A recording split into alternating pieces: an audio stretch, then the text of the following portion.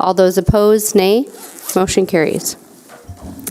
Next, we have a wonderful celebration of Valley Middle School. I see a lot of royal blue in the audience, so we're excited to have you. Go ahead.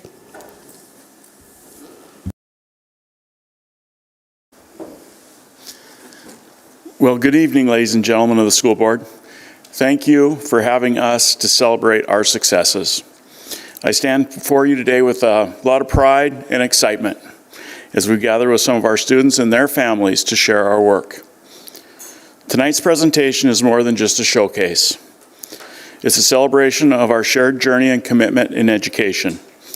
2 years ago, Valley embarked on the first steps of their AVID adventure, understanding the importance of grounding their efforts in a clear purpose. This purpose has become our guiding light, the reason behind what we do. Our why statement emerged from the collaborative spirit of our staff, and it has since fueled our endeavors. Tonight's presentation is just not a series of slides. It's a reflection of our shared commitment to educate, motivate, and advocate for our students. We believe in their potential. We are dedicated to equipping them with the skills they need to succeed. Our why statement is the heartbeat of our work, and it resonates in every corner of our school. As we delve into the structure of this presentation, you'll get a closer look at our AVID elective class, and just as importantly, our efforts to incorporate AVID school-wide, with insights from remarkable individuals who embody our why statement. When you witness the incredible work of our media class, they're the students that are here, some of them tonight, who put this together, a testament to the diverse talents thriving within our school. Let's embark on this journey together, celebrating the strength of our community and the profound impact that we are having on the lives of our students. And now, would you please welcome Raina to talk about the AVID elective class.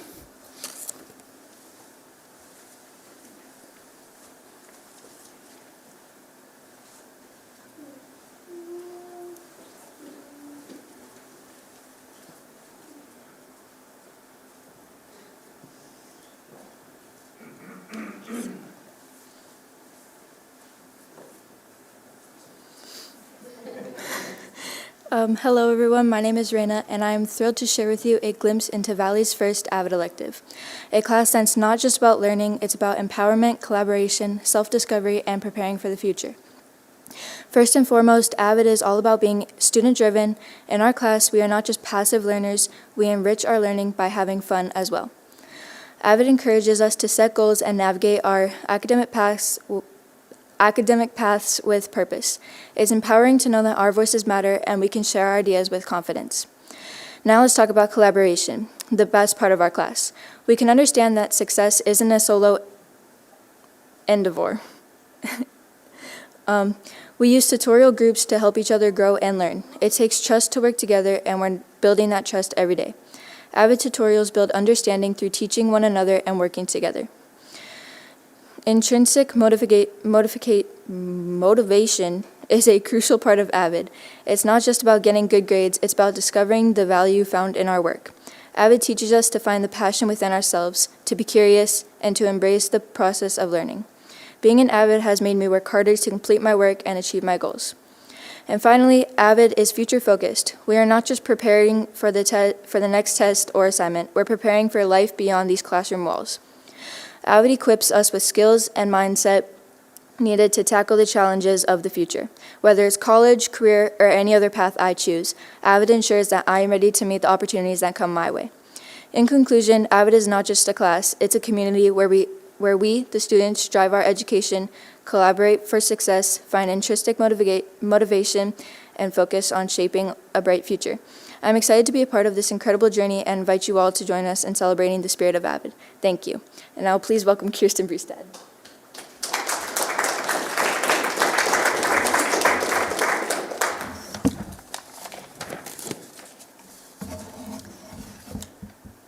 Ladies and gentlemen of the school board, esteemed educators, and honored guests, I am Kirsten Brustat, and I stand before you today to share our students' educational excellence through AVID, along with other approaches that we believe will empower our students for success.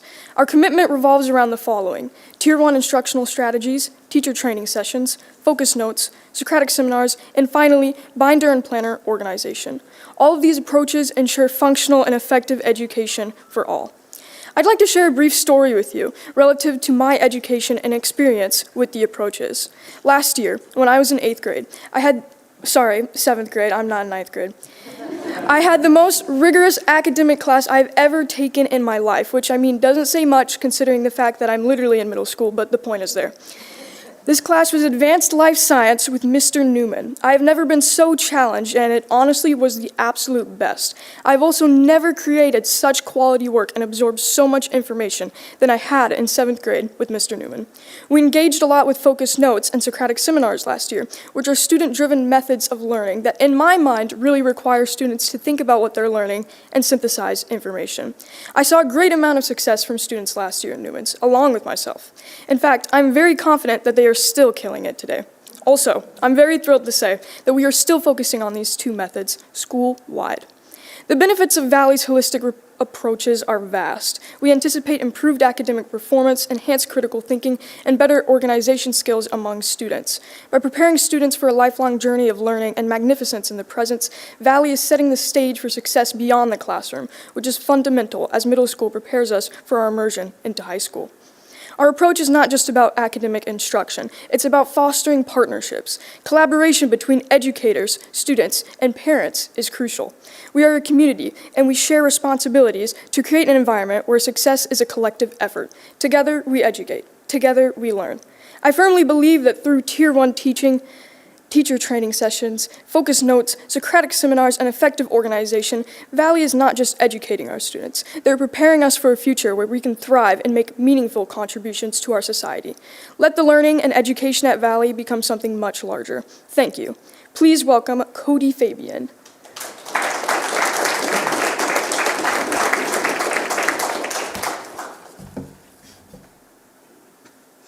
Hello everyone, my name is Cody and I'm both a member of AVID and our Royal Media class that will be highlighted later. Today I'm thrilled to talk to you about the amazing connection between AVID and motivation. AVID isn't just a program, it's a culture of inspiration and achievement. School-wide, students are motivated in multiple ways. This includes pride cards, which encourage students to show pride in school, pride in others, and pride in themselves. Additionally, every team has a system in place to highlight students of the week. These students are ones that demonstrate kindness and goodwill to others. Motivation has always been part of Valley's culture, but AVID has found new ways to motivate students. College and Career Wear Wednesdays showcase potential career and college paths for students. College Corners also highlight different opportunities for students and their futures. As a member of the AVID class, we even get to explore different colleges around our area in person. This Wednesday, we are headed to UND. As excited as I am for the gourmet food at UND, I'm also excited to become a college student for the day, exploring a day in the life of my future self. AVID stands for Advancement via Individual Determination, emphasizing the power of personal grit and determination. It's about instilling the confidence to aim higher, work harder, and dream bigger. However, it is not just about academic success, it's an approach to education that prepares students for the challenges beyond the classroom. It equips us with the skills, strategies, and mindset needed to navigate the complexities of higher education and the professional world. Motivation in AVID isn't a one-size-fits-all concept. It's personalized, recognizing and celebrating the unique strengths of each student. From setting and achieving academic goals to fostering a sense of community through collaborative learning, AVID creates an environment where motivation becomes a driving force for success. AVID and motivation form a powerful partnership. AVID provides the tools and guidance, while motivation becomes the engine that propels us forward. As you witness the incredible journeys of AVID students like me, you will see not just academic achievement, but a transformation of individuals who are motivated, empowered, and ready to conquer anything. As a part of the very first AVID class at Valley, I am proud to say that our work as AVID students, with the guidance from Mr. Peterson, has created a positive impact on the Valley community. Although our work is ever evolving, we set a standard that motivates students to believe in their own potential. Next speaking is Marcos Midgarden.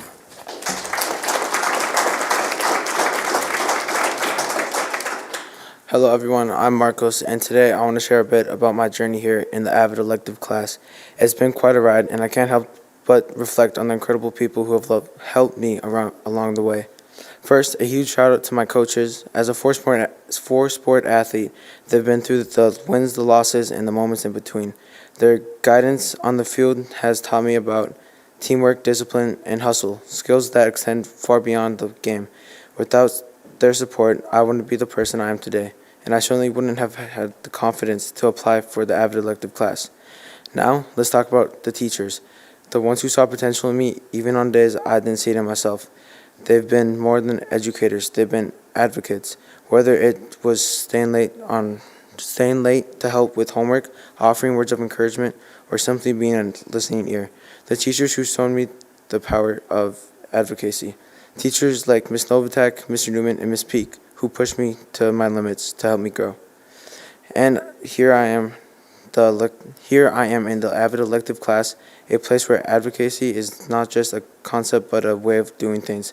Advocacy is about believing in yourself, but it's also about others believing in you and giving back. In our class, we often do tutorial days and work on math. I've come to see that teaching is the best way of really learning something. Here at Valley, I've learned to advocate for myself, seeking help when needing and taking charge of my education. But it's not just about self-advocacy, it's about being an advocate for my peers. When my teammates need a reminder about eligibility, I'm that little voice in their ear telling them to get it together and get things done. In closing, I want to express my gratitude to the teachers, coaches, and fellow students who've been a part of my journey. AVID has taught me that advocacy goes hand in hand with success, and I'm proud of being in the class that values not just academic achievement, but also the power of supporting each other. Here's to the teachers who believed in me, the coaches who shaped me, and the AVID family that continues to advocate for our success. Thank you for being a part of the journey with me. Next speaking, Chloe Holter.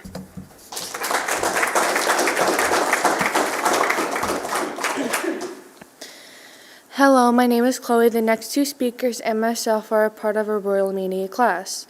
Royal Media is a new class this year that we applied for our 7th grade year.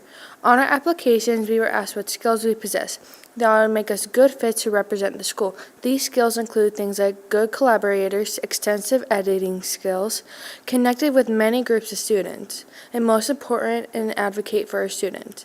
In a world driven by information, advocating for change requires a powerful tool, media. Media eliminates boundaries, amplifying voices, and shaping narratives, and empowers us to shed light on issues that matter, driving social change within our school.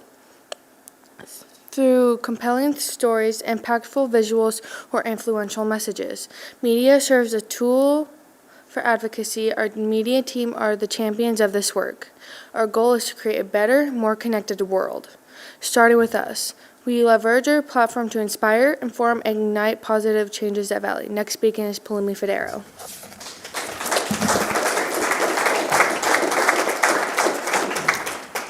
Hi, my name is Palumi, and I'm also a part of the media class. We spent a lot of time at the beginning of the year grounding the purpose of our work through a Socratic seminar. Through this experience, we have developed our own essential question for our work. How can we boost motivation through the work we do every day? In order to start this work, we have to define what motivation meant to students. We determined that motivation is creating opportunities for someone to want to do well. It isn't just something you say, but like an action you take. As for a part of the media class, we developed a list of things that we could incorporate in every day to increase students and staff motivation. This includes 1. Motivating students to join events, clubs, and sports. As you can see there, we motivate, that's a NFL basketball competition, funny class picture, pest contest, and all-day look-alike, and a school hunt for a cherished meeting school item. And participating in career-ready opportunities that help us to practice real-world skills and motivate us to think about our future. Motivation surrounds everything we do. It fuels the academic success among us, but also acts as a growing force, providing us with essential skills to be career-ready. As we develop our own creativity and technical skills in the field of media, we imagine confident and able and ready to meet new challenges. Next speaking is Taylor McGurven.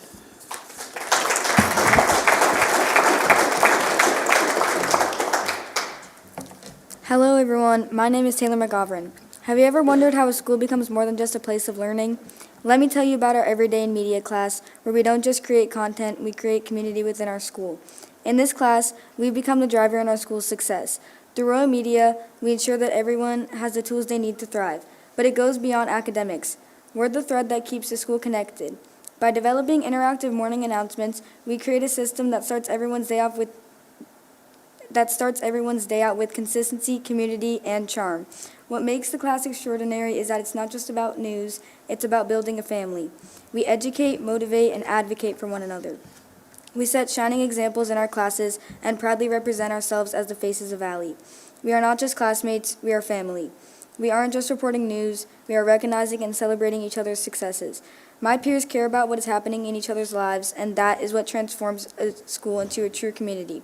So with that, I am proud to represent the media team and plan to continue to grow as a leader in this class, where education is not just about what we learn, but about the family we become.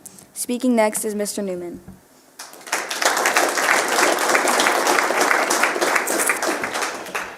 Good evening. Thank you for taking the time to hear about the excellence that is happening at Valley Middle School. My name is Brent Newman. I grew up on 2nd Avenue North and attended both Winship Elementary and Valley Junior High Schools. I'm a proud 1989 graduate from Grand Forks Central High School. My wife and I raised two wonderful young men who also attended Valley and GFC. In short, I am a North End kid. I was raised to value hard work and education, and this love was reinforced by the likes of Jeff Sorum, Bob Thompson, Vince Ames, Lee Murdoch, and recently retired Vicki Peak. These teachers from both Valley and Central influenced my decision to enter the field of education. Somehow, time has passed since the fall of 1996, as I am now enjoying my 28th year of teaching and coaching. Many things have changed since then, but we are still required to teach kids. As you've heard tonight, bringing the AVID program into our building has allowed us to pinpoint why and how we teach the students of Valley Middle School. As a teacher, our job is to educate, and this is not an easy job. I know every Valley teacher has a passion for their content and shows up every day sharing that love with our kids. AVID has reminded us that challenge and rigor are a necessary and valuable part of education, allowing our students to process and work with the content we teach. We work hard to create learners and teach them how to problem solve and think for themselves. This continues the tradition of successful people that enjoy Valley Middle School as part of their educational background. One of the biggest challenges and frustrations facing our teachers today is motivating our students to value education. I cannot be more proud of how the kids you've heard from this evening have represented their families and our school. You are also familiar with VMS alum Ryan Alshami, who sits with you as a student representative on the board. Their passion for learning is contagious. My students this year are arguing about who gets to read in a science class and have literally applauded the struggling readers who also volunteer. Just today, our ELA teachers shared that our students are gaining the skills to argue constructively during Socratic seminars. As their confidence rises, so does their motivation to succeed and the realization that they do have the power to change their world. Lastly, let's be honest. Valley has long carried the reputation of being the bad school in town. I believe this comes in part from our uniquely diverse population of students. And in meeting with our new principal, Mr. Shai, last spring, I shared that this is probably one of our biggest strengths. We work hard at VMS to ensure every student feels valued. We give our students the message that whether or not they go on to college, they have the power of education and work ethic to find their success. From our counselors and social workers to our office staff and paras, there are so many adults in our building that work to ensure every student has somebody in their corner as they develop the skills to advocate for themselves. As I humbly accept my newfound role as a veteran teacher, I see that Mr. Sorm and Mrs. Peak did the same for me and my peers 40 years ago. And now I bring up Bethany Murphy.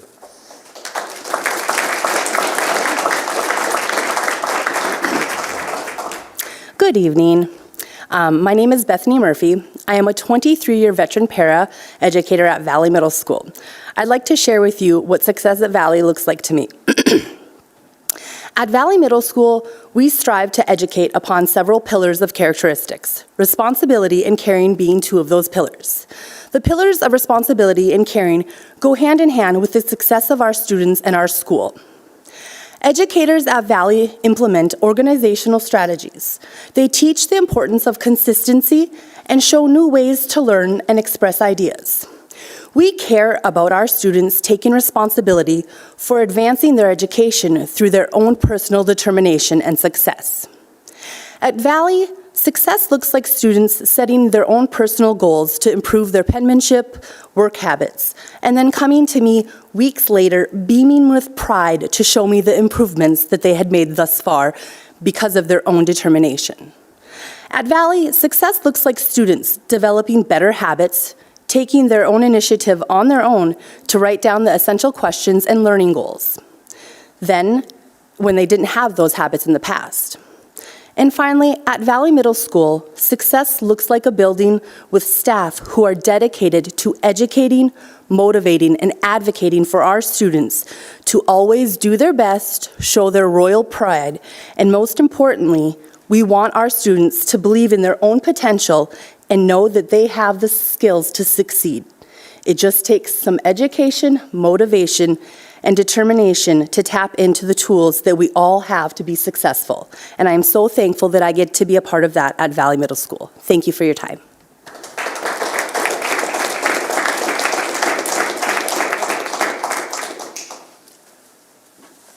And in hindsight, after listening to everybody, my name's Tad Shy. I'm the principal at Valley Middle School. I'll go off the script a little bit here, just for a moment. As you might have noticed, everybody has a piece, a part in this. This is part of our media class.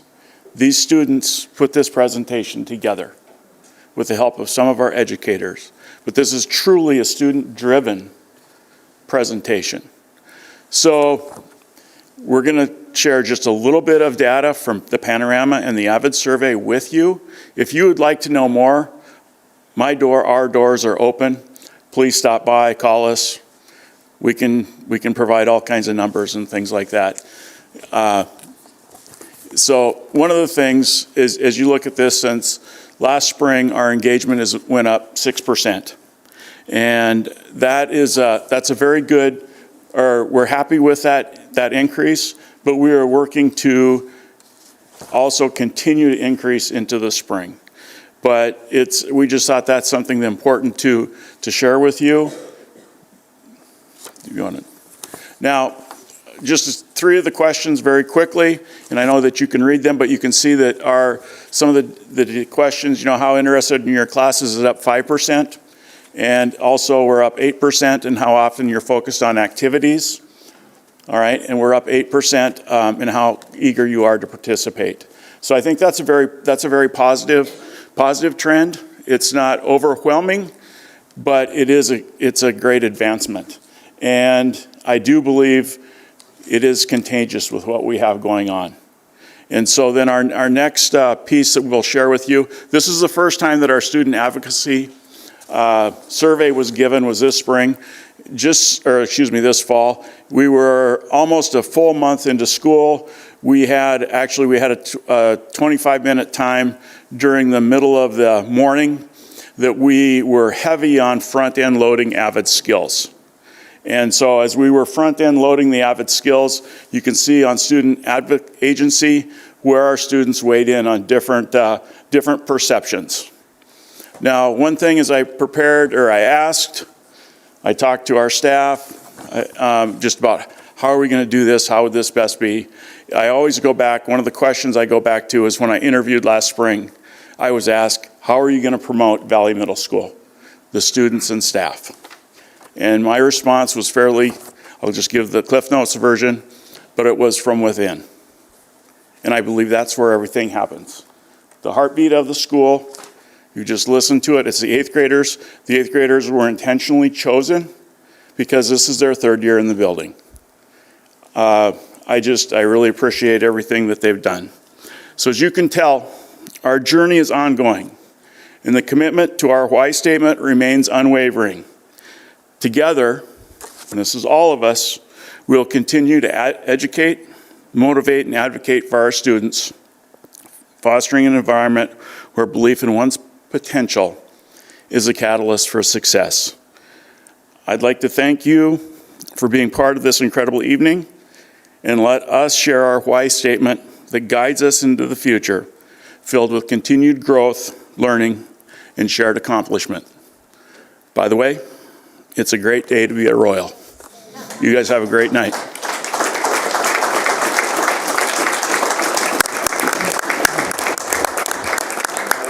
Does anyone have any questions for our students? Go ahead, Dr. Lund.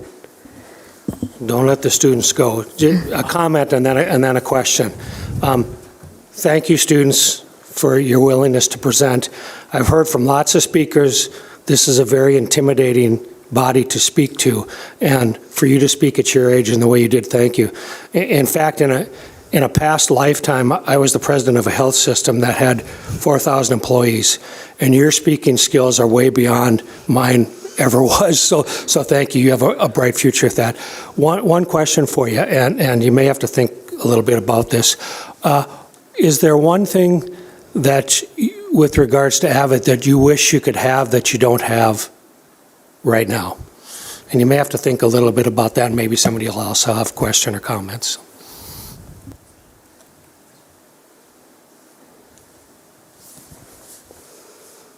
Anyone can just come up to the mic if you want.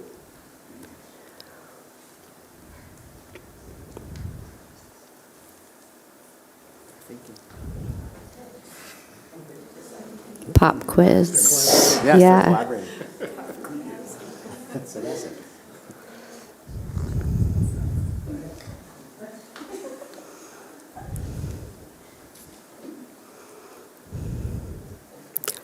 Anyone want to share anything?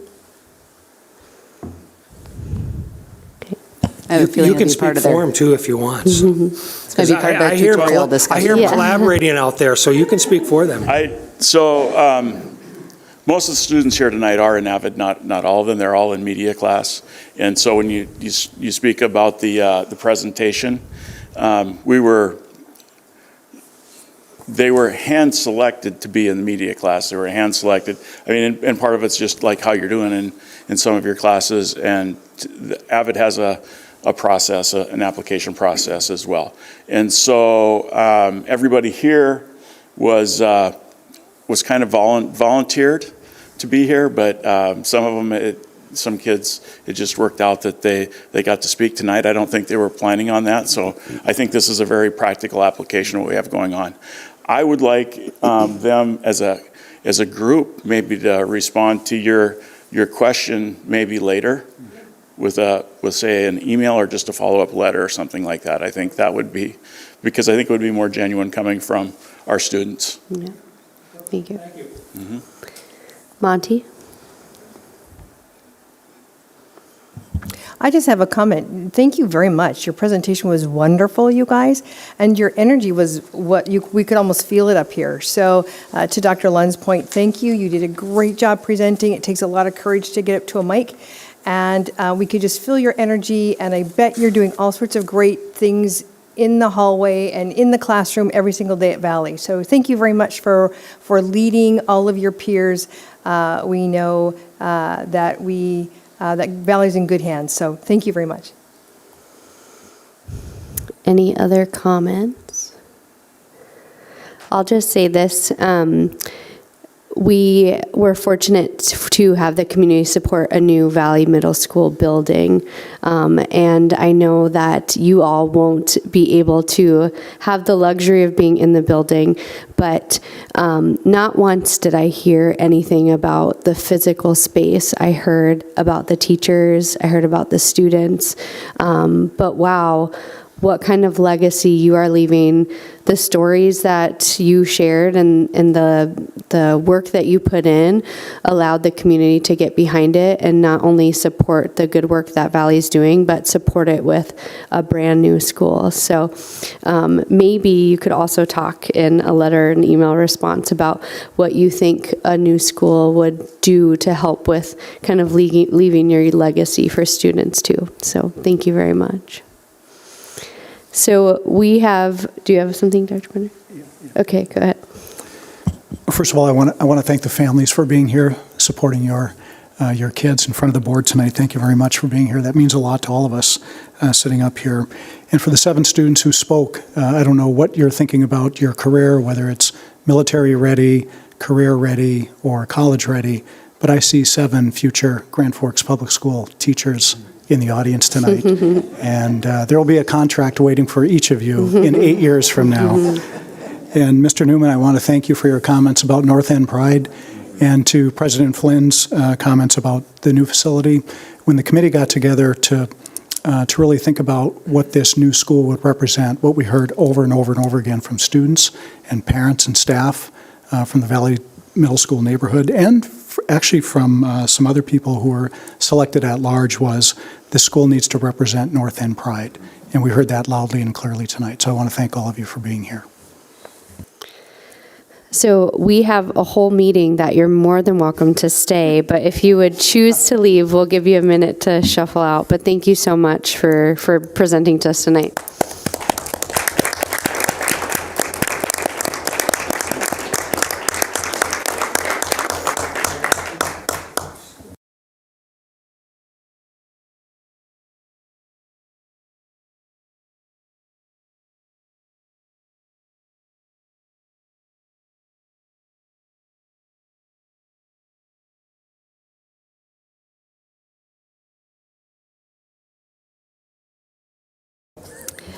Okay, the next item on our agenda is the approval of minutes from November 27th. Do I have a motion for approval?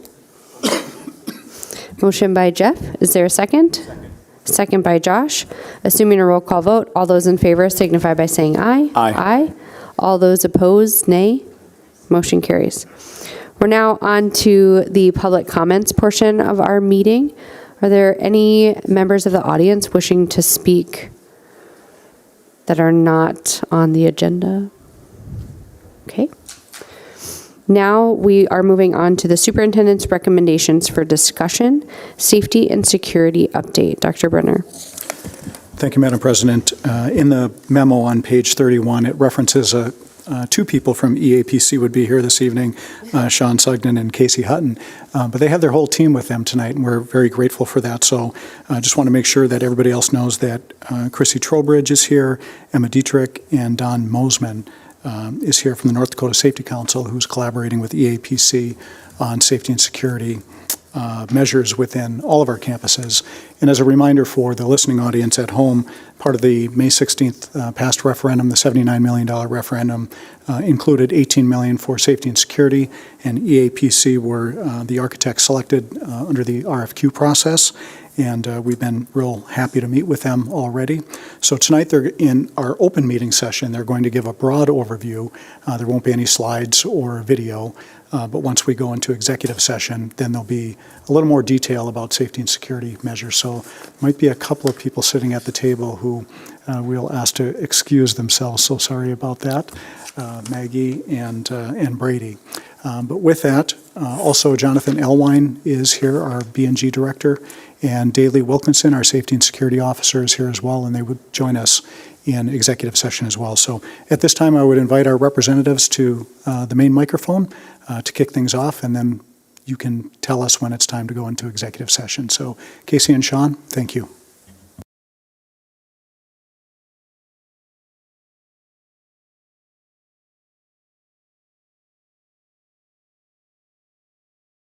Okay, we got a red light. That sounds good. My name is Casey Hutton. I'm with EAPC Architects Engineers, and my role with this project is kind of just to manage as we go from step to step. The first part of our project here is really the assessment, going out to all the schools, figuring out what's going on, what's great, what's not so great, what can we fix, that kind of thing. And in order to do that, EAPC has partnered with the North Dakota Safety Council, and I'll let Sean and Don introduce themselves and a little bit more about this process. But right now we're kind of at the first phase of this project, which is an assessment of everything. And from there, we'll move on to more design structured kind of solutions for what's going on. But like I said, right now assessment, and these guys will kind of walk you through what we're doing. Thanks, Casey. My name is Sean Sugden. I'm one of the partners at EAPC and the K-12 sector champion. One of my focuses has been safety. As I've gone through my 2.5 decades, I can't believe it's that long, career of designing schools. Hopefully it's another 2.5 decades. But as I've gone through my career, I've noticed the focus has gone from things like, fire, right? How to avoid a fire, or ADA, how to make our schools ADA compliant. Well, we have a big issue, that's been happening over the past few years. It's been happening for for quite a long time, but that is the safety and security of our students and our staff. And that came to my forefront in kind of this situation. I won't get into that, but through it, I met Don Mosman. And so I thought, we put everything into these buildings to try to make them work. Why not start designing in safety? So I was introduced to Don Mosman. I had him come to a school that was a brand new school that we had designed, and then a school that was a renovated school that we had designed to grade us. And Don will give you his credentials, but we couldn't find anybody. You're not going to find anybody better than Don. So he graded us, and then we found some opportunities to make our own things better. So through this process, what we have come to use at EAPC is called crime prevention through environmental design. Now, we don't like to say that every time, so we call it CPTED, C-P-T-E-D, crime prevention through environmental design.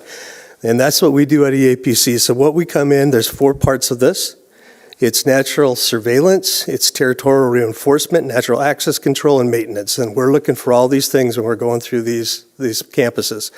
So just, ways to I'm gonna keep it high level. So that's what we come in. And then we asked Don to team with us, and Don comes from a different background. Pretty impressive resume. I don't know if we have time for the full resume, but Don, if you want to introduce yourself. Good evening, all. I always have to raise the microphone whenever I follow Sean. So my name is Don Mosman. I'm an emergency response consultant with the North Dakota Safety Council. We are headquartered in Bismarck, but we actually do our school violence and school response program is nationwide.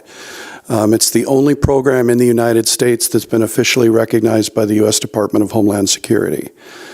We started this program 10 years ago, and we've now done this in 17 states for close to 500 schools.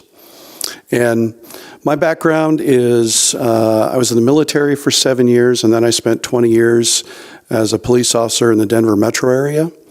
I've been in 3 school shootings as a first responder. I was the 5th officer on scene at Columbine. And then, as my wife consistently reminds me, I was always in the wrong place at the wrong time, and I was in 2 school shootings after that one. And I was on the national training team for the Bureau of Alcohol, Tobacco, and Firearms following the Columbine attack. So they formed a training team to train law enforcement because a lot of law enforcement agencies were not prepared for a school attack. And so I traveled around the country for 2 years and trained. I trained NYPD, Philadelphia, New Orleans, just to name a few. And then for about the last 22, 23 years or so, I've been focusing on school violence prevention, assessments for schools, and then I also do staff training on how to respond to an event. And so thankful that I met the staff at EAPC. It's been like 8 years now that I've been working with them on multiple different projects. And I'm just thrilled that we're able to serve, one of our school districts right here in North Dakota. So thank you all.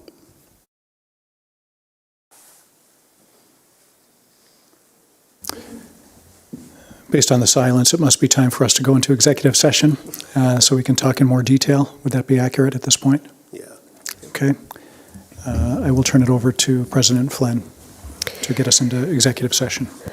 Okay, so for those in the audience, I will get us into executive session, but that sadly means that you'll have to leave the room while we discuss. And if you wish to stay and come back when we reconvene in open session, then you're more than welcome to do so. So the individuals that are able to stay in the room would be the board and any relevant parties, administration. At this time, I would ask for a motion to hold an executive session to discuss security system planning as allowed by North Dakota Century Code sections 15.1-09-60, 44-09-19.2, 44-04-24, 44-04-25, and 44-04-26. Did I miss a comma? Oh, okay. Dr. Lunn has the motion on the floor. Is there a second? Second by Monty. Go ahead. My quick question is with executive sessions in the past, which we're familiar with, which is negotiations, is that once negotiations are done, that becomes an open record. I'm assuming it's different for this, and I'm just asking that question. Does this become an open record ever? We're protected based on the conversation, so we just need to make sure that the conversation is focused on safety and security planning. Thank you for that question, though. There's a motion in a second on the floor. Assuming a roll call vote, all those in favor signify by saying aye. Aye. All those opposed, nay. Motion carries. We will now ask the members of the public who are attending the meeting to leave the room. We anticipate adjourning the executive session and reconvening the open portion of this meeting at approximately 7:30.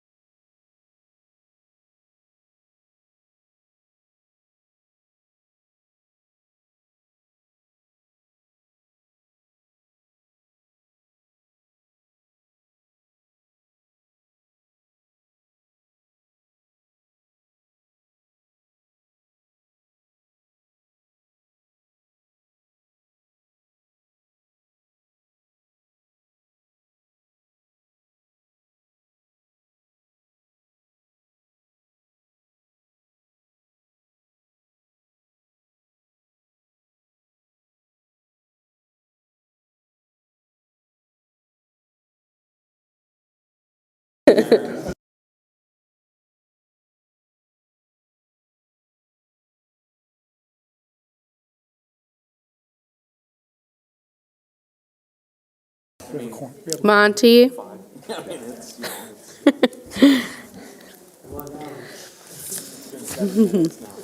We're now going to move on to the consent agenda. Do I have a motion for approval? Motion by Dr. Shab. Is there a second? Second by Dave. Assuming a roll call vote, all those in favor say aye. Aye. All those opposed, nay. Motion carries.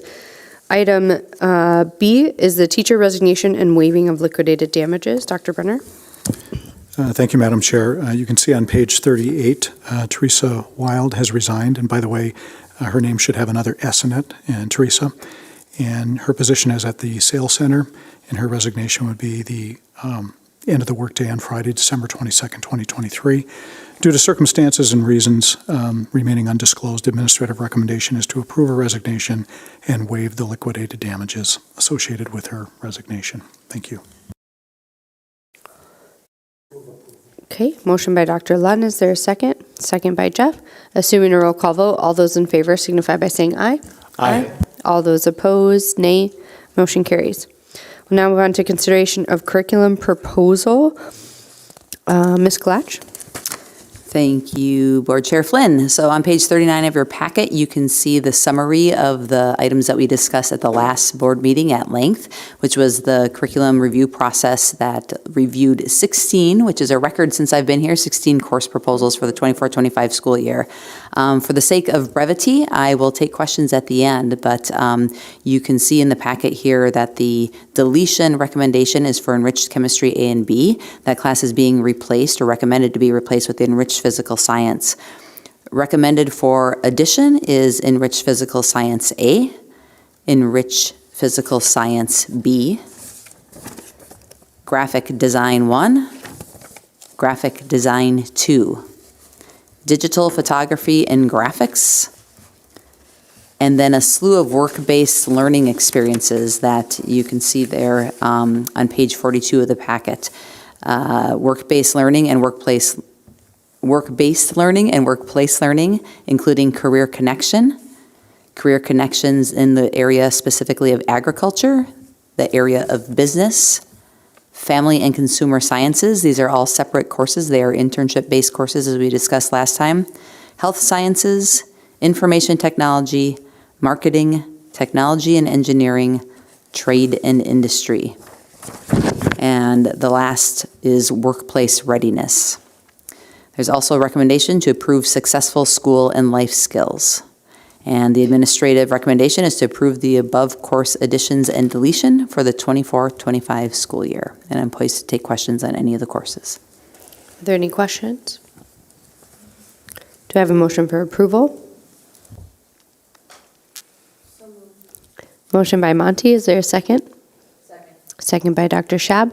Assuming a roll call vote, all those in favor signify by saying aye. Aye. All those opposed, nay.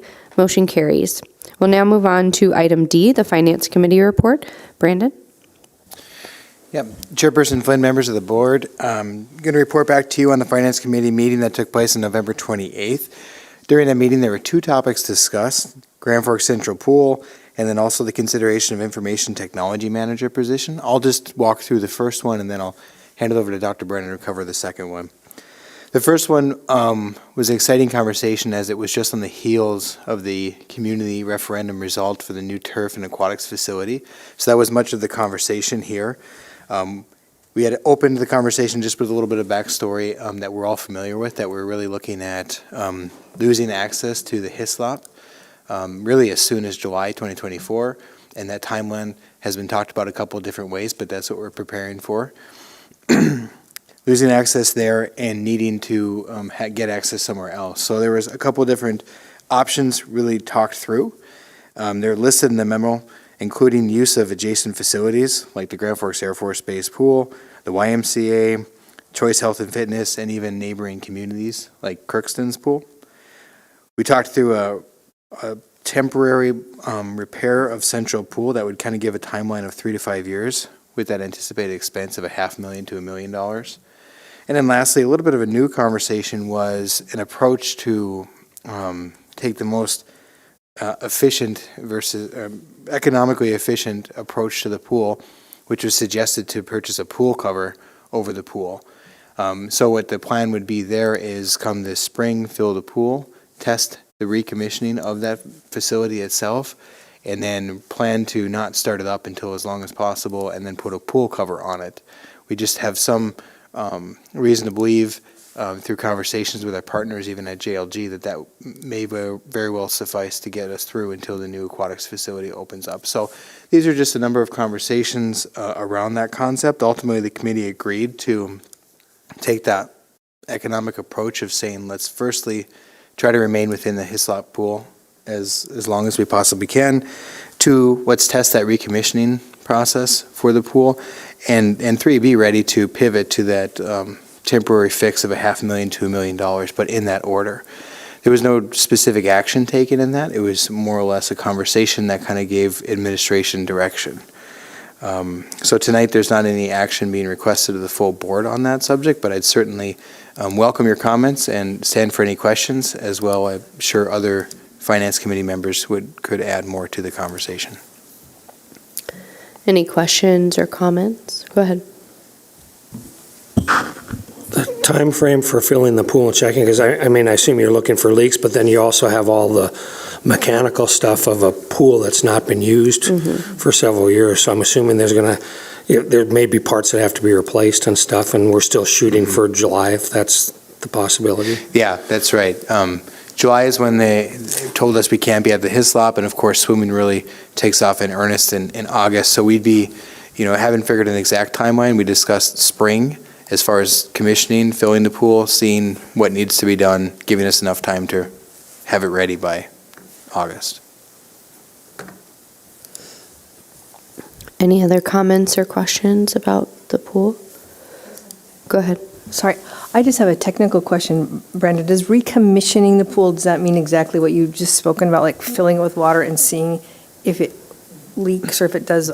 I just don't know the pool Yep, stuff. no, you're exactly right. I mean, just that everything is in operational order. I think the risk probably lies more in the mechanical systems outside of the bowl itself. If you let seals that are supposed to be wet sit dry for 2 years, there's certainly something that's going to go wrong. We would just hope that it's more maintenance issue that can be taken care of rather than the need a new filtration system or something like that.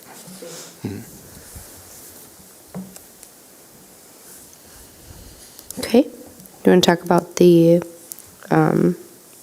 Information Technology Manager position, Dr. Brenner? Sure. Thank you for that, Madam President. As you can see on page 48 of your packet, there was a memo that was provided for the Finance Committee, just again re-exploring the opportunity or the notion that it may be high time that we have an Information Technology Manager position, which would essentially supplant what we used to have in the Director of Technology position. That we migrated that position out, looked at having a couple of different houses, a technology house, a curriculum instruction assessment house, all under curriculum instruction and technology. Amy Barch sees the academic side of things, and on the technology side of things, we had a wonderful resource and historian in Jeff Compton, who was in the district for a long time, and with his retirement in June, a lot of institutional knowledge walked out the door. But I will say Jeff did an admirable job really training some of the people like Spencer Anderson, Jake Perper, in assuming new roles and more expanded roles relative to Power School, the whole infrastructure of the technology side of things. And then Eric Ripley, for the last 3 to 4 years, has been wearing 2 hats as the Executive Director of Career and Technical Education, along with overseeing what I would call high-level day-to-day operations of the technology house of that department. As I've shared at this board table before and at 2 Finance Committee meetings, that I think we're really at risk right now with people trying to impede our system. There was just a situation not long ago, just a few weeks ago, NDSU in the university system just about paid a $5 million bill to a vendor who they thought they were paying a bill to, but it wasn't a vendor. So with artificial intelligence, the advancement of that, and just external sources trying to creep into our system. I think it would be really healthy for us to reincorporate or reinstitute a leadership position for the technology side of things. I know just visiting with staff members on that side of the house, they desire a presence on a day-to-day basis, a go-to person. And so that's another big part of it. And as we I guess I can't repeat anything that was said earlier. Oh, by the way, everything that was said earlier in closed session, we can't say outside of that session. I meant to say that as we were wrapping up there. So you can see basically 8 bullet points that I put together: operational efficiency, risk management, cost management, the integration of technology into our whole, and just looking at all of our platforms and how we might find some efficiencies and cost efficiencies, team leadership, I already talked about that, communication, and then just the day-to-day troubleshooting and problem solving. So we had a good conversation at the Finance Committee meeting, and I think from the first time this was introduced in September, there was, the optics aren't really good as we're going through a budget reduction process. But I think as we came back and had the conversation a second time, there was maybe a pretty good realization that the position was needed. So what came out of the Finance Committee would be a recommendation to the full board to approve the IT manager position at a salary range of $81,681 to $101,554, and would not be on the certified side, but would be in the classified salary scale at a category 25. I'd be happy to respond to questions at this point. Any questions or comments? Go ahead. I just thank you for doing that. I just think it's important to have a point person in this day and age, and to lead the district, and to have a simultaneous spot to go to. And I'm sure that Amy and Eric have done an amazing job since Jeff retired. But there's a lot in that position just in and of itself. So thank you very much.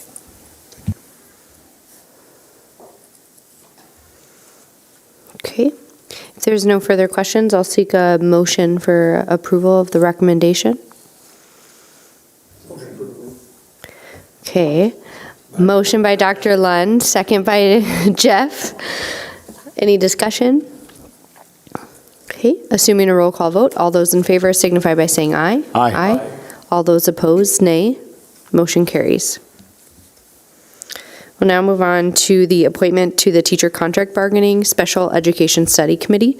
A memo of understanding was born out of the 2023 teacher negotiations, and I have worked with Dr. Brenner to identify 3 individuals who will serve on that committee. Those individuals are Griffin Gillespie, the Human Resources Director, Dr. Eliza Dietrich, Executive Director of Special Education, Carrie Wiper, Assistant Director of Special Education.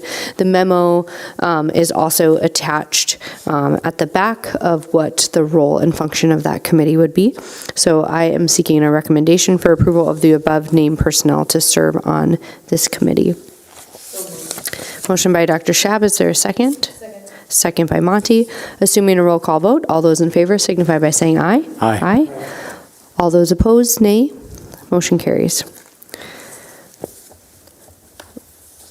Last item on the agenda under Superintendent's recommendations for action is the Classified Employee Meet and Confer Committee Report. Dr. Brenner? Sure, I will take that. Back in October, the first week of October, we had a Career and Technical Education OCR visit, just to see if we were in compliance, mostly at the secondary level.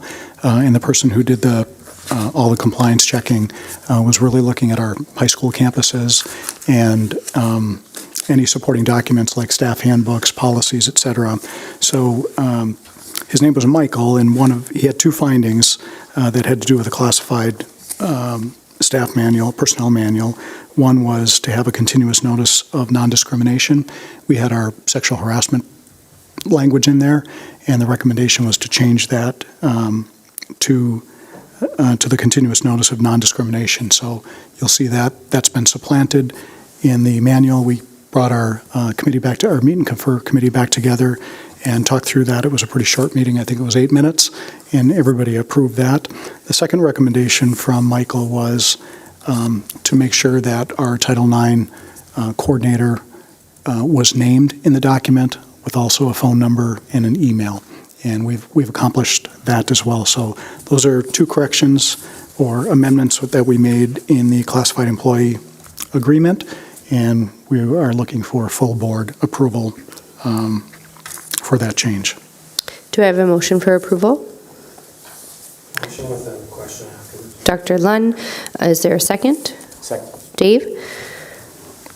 Discussion? My question is, so if our HR director resigns and we get a new HR director, we have to go through this again? Because, I mean, that's the reason you don't put names in these, you put position titles. The point is well taken. That was our initial pushback with the recommendation, but if this is what we have to follow, then, yeah, we would reconvene the committee. Okay, assuming a roll call vote, all those in favor signify by saying aye. Aye. All those opposed, nay. Motion carries. We'll now move on to announcements. Dr. Brenner, do you have any announcements? I have one. We have 3 high school students sitting in the back. Maybe we're down to 2 now. Oh, boy. I've got to find out who left. So compliments to our 3 high school seniors from Mr. Basinius' government class. Their assignment was to attend a school board meeting. Wouldn't you know, we went to executive session for an hour. But they stayed and they reconvened. And I just want to thank them and congratulate them for doing their homework. Thank you. Catherine. Go ahead, Catherine. Thank you, Board Chair Flynn. I just wanted to send a shout out to Randy Vadova. We talked about dedicated staff, and today is Randy's, I believe, 25th wedding anniversary. I think he made it up to his wife, who's also a teacher in the district, but he is here tonight helping us with this board meeting, and I think that deserves a special acknowledgement.